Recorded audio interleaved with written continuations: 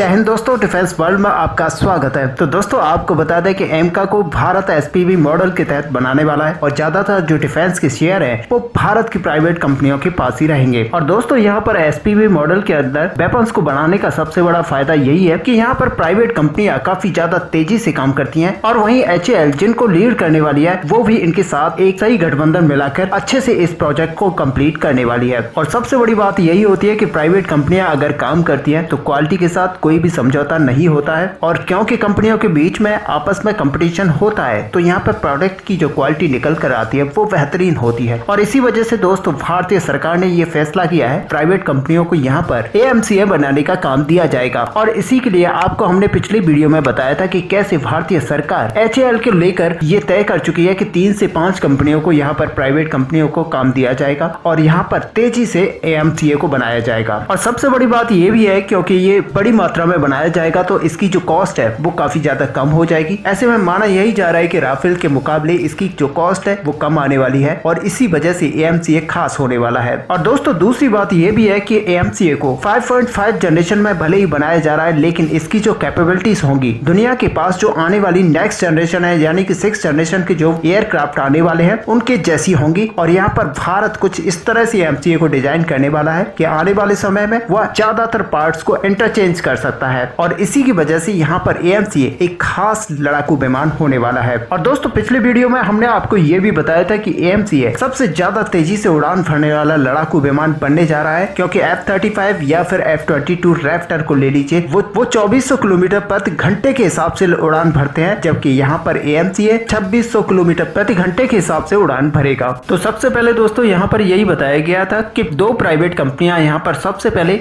एमका के mass production को करेंगी जो कि एमका 1 बनाया जा रहा है उसमें भारी मात्रा में बनाएंगी। लेकिन दोस्तों अब यही बताया जा रहा है कि मेनली जो 3 डिफेंस कंपनियां होने वाली है प्राइवेट उनको अब सेलेक्ट कर लिया गया है और बहुत ही जल्द एमका के प्रोटोटाइप को बनाना स्टार्ट कर दिया जाएगा। और एमका का जब प्रोटोटाइप है वो काफी ज्यादा कॉस्टली बनेगा लेकिन आने वाले समय में जब ये मास प्रोडक्शन में पहुंचेगा तो काफी ज्यादा कॉस्ट जो है कम हो जाएगी। तो दोस्तों यहाँ पर L&T, Kalyani group, Tata defence और रिलायंस को अभी तक चुन लिया गया है। और साथ ही दोस्तों इंडियन एयरफोर्स ने जो सबसे पहले 40 एमका मार्क 1 के जो वेरिएंट है उनको लेने का प्लान बनाया है। साथ ही 100 से ज्यादा मार्क 2 यहाँ पर इंडियन एयरफोर्स के द्वारा लिए जाएंगे। इसके अलावा दोस्तों आपको बता दें कि यहाँ पर कई देशों ने एमका प्रोजेक्ट में सम्मिलित होने यानी कि साझेदारी करने के विषय में बात की थी लेकिन भारतीय सरकार ने इसको नकार दिया। और क्योंकि भारतीय सरकार इसको बड़े पैमाने पर ले रही है और इस प्रोजेक्ट को पूरी तरह से स्वदेशी करना चाहती है इसी वजह से उसने किसी भी देश से सहायता लेने की बात नहीं। और यही वजह थी कि भारतीय सरकार इसको पूरी तरह से फंडिंग कर रही है और एचएएल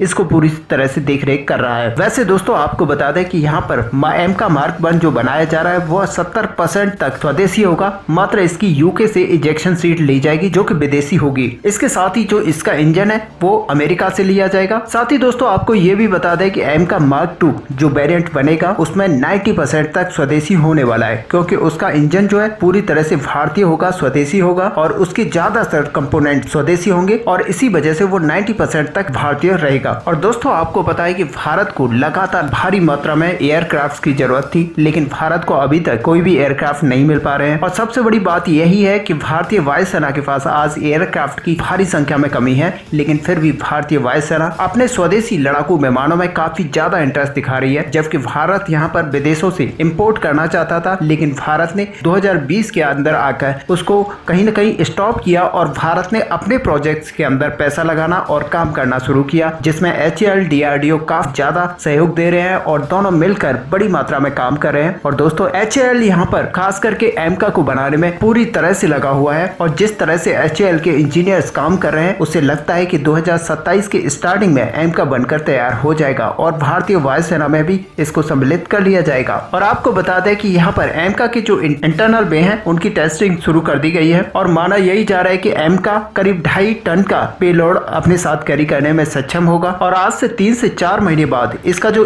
फुल स्केल मॉडल है वो आपको दिखाई दे जाएगा। और दोस्तों साथ ही आपको बता दें कि जिस तरह से आज दुनिया भर का माहौल बना हुआ है, जिस तरह से युद्ध रशिया और यूक्रेन के बीच में चल रहे हैं और एक विश्व युद्ध होने का यहाँ पर अंदेशा दिखाया जा रहा है तो उसको देखते हुए भारत जल्द से जल्द इस प्रोजेक्ट को पूरा कर लेना चाहता है ताकि भारतीय वायुसेना को इन फ्यूचर लड़ाकू विमानों से लेकर कोई भी परेशानी ना उठानी पड़े। और आज जिस तरह से भारतीय वायुसेना अपने लड़ाकू विमानों की कमी से जूझ रही है वो उसकी कमी को पूरा कर पाए। अब ऐसे में दोस्तों आपका क्या व्यू है, क्या HAL जिस रफ्तार से काम कर रहा है 2027 तक AMCA का पहला मॉडल वायुसेना में सम्मिलित कर पाएगा? आप अपना व्यू हमें कमेंट पे लिखकर जरूर बताएं। साथ ही वीडियो को लाइक और शेयर करना ना भूलें। मिलते हैं नेक्स्ट वीडियो में, तब तक के लिए जय हिंद।